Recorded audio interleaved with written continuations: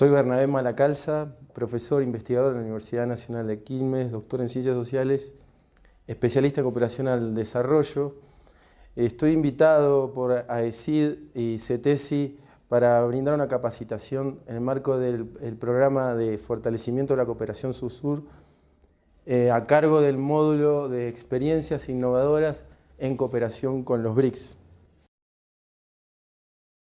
Durante el transcurso de 3 clases estaremos abocados a analizar la experiencia de los BRICS y las potencialidades de la cooperación de estos países con el Ecuador. En primer lugar, quiero referirme a la importancia de los BRICS. ¿Por qué son importantes los BRICS a considerar en la política pública del Ecuador? En primer lugar, los BRICS comparten en conjunto como bloque 3 características centrales en cuanto a población, territorio y PBI. Suponen y son actualmente el 40% de la población mundial, el 25% de la superficie mundial y el 25% del PBI. Esto implica una cuestión de escala para entender a los BRICS.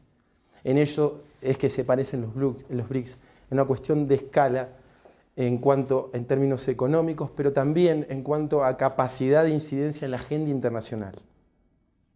En cuanto a categoría, hoy los BRICS son una categoría geopolítica. Han logrado pasar de una situación con todas las capacidades que ello implica a una vocación de poder por ejercer influencia en la agenda internacional. A partir de una búsqueda de un orden multipolar, un reconocimiento como potencias globales, los BRICS proponen reformas en el sistema internacional. No son reformas del sistema, sino en el sistema internacional. O sea, no son cambios radicales, sino son ajustes en el sistema en cuanto al reconocimiento y representatividad de las voces de los países en desarrollo, tanto en el sistema de Naciones Unidas como en otros ámbitos multilaterales. ¿En qué se parecen a nivel interno? Porque digamos que los BRICS difieren sustancialmente. No son próximos geográficamente, no tienen regímenes políticos similares, no tienen tradiciones culturales similares. Por lo tanto, cuando hablamos de BRICS y buscamos semejanzas, sí encontramos y debemos buscar esas semejanzas hacia adentro en cuanto a 3 cuestiones de política pública.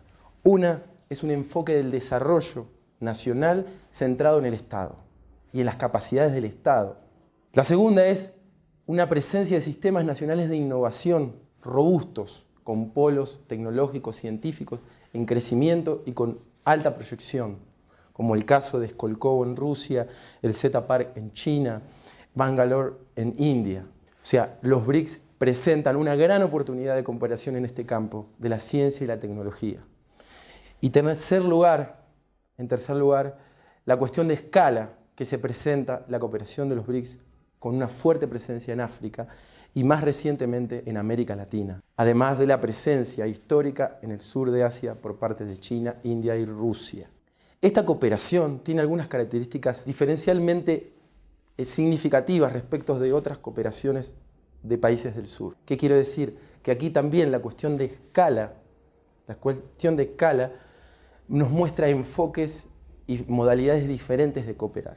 Esta forma de cooperar que tienen los BRICS presenta una modalidad novedosa e innovadora, que es lo que podría llamarse una especie de cooperación sinfónica. Esto es la combinación de múltiples instrumentos económicos, comerciales y de cooperación técnica, todo en un paquete, en cuanto a que los BRICS entrelazan objetivos de política exterior, política comercial, políticas de estímulo a la internacionalización de sus empresas transnacionales con políticas de cooperación técnica y cooperación en ciencia y tecnología. Esto nos lleva a entender la cooperación de los BRICS como un todo de múltiples dimensiones. Estas dimensiones expresadas en terreno muestran perfiles diferentes, pero una gran sintonía en al menos, podemos decir, 5 áreas centrales de su cooperación. En primer lugar, los grandes proyectos de infraestructura económica, de conectividad, en construcciones en energía, construcción de represas, estadios, obras civiles, pero también en el marco de telecomunicaciones, transporte, todo lo que hace a la instalación de infraestructura y con la participación de sus empresas transnacionales activamente en este campo. En segundo lugar, la cooperación de los BRICS muestra una fuerte presencia en temas de agroindustria, es decir, en el cómo agregar valor agregado a la producción de alimentos. En esto Brasil tiene grandes proyectos y presenta un perfil marcadamente orientado a este campo. En tercer lugar, cuestiones de salud, tanto políticas de erradicación de pandemias, lucha contra el HIV, así como procesos de fabricación de medicamentos genéricos y biofármacos, donde los BRICS presentan grandes oportunidades en cooperación en lo que es la industria farmacéutica. En cuarto lugar, el campo de las energías renovables, donde tanto la presencia de China y la potencialidad que tiene en energía eólica y solar, como Brasil en nuevas energías, el caso de los biocombustibles, ofrecen marcos y perfiles novedosos en cuanto a cooperación en estos subcampos. Finalmente, y esto creo que es necesario resaltar, es la cooperación de los BRICS en ciencia, tecnología e innovación. ¿Qué nos traen los BRICS de nuevo en este campo? ¿O qué es lo que los BRICS pueden ofrecernos? Los BRICS podemos decir que presentan proyectos estratégicos de escala, volumen y alto impacto en ciencia y tecnología, que podemos dividir en dos subcampos o subáreas.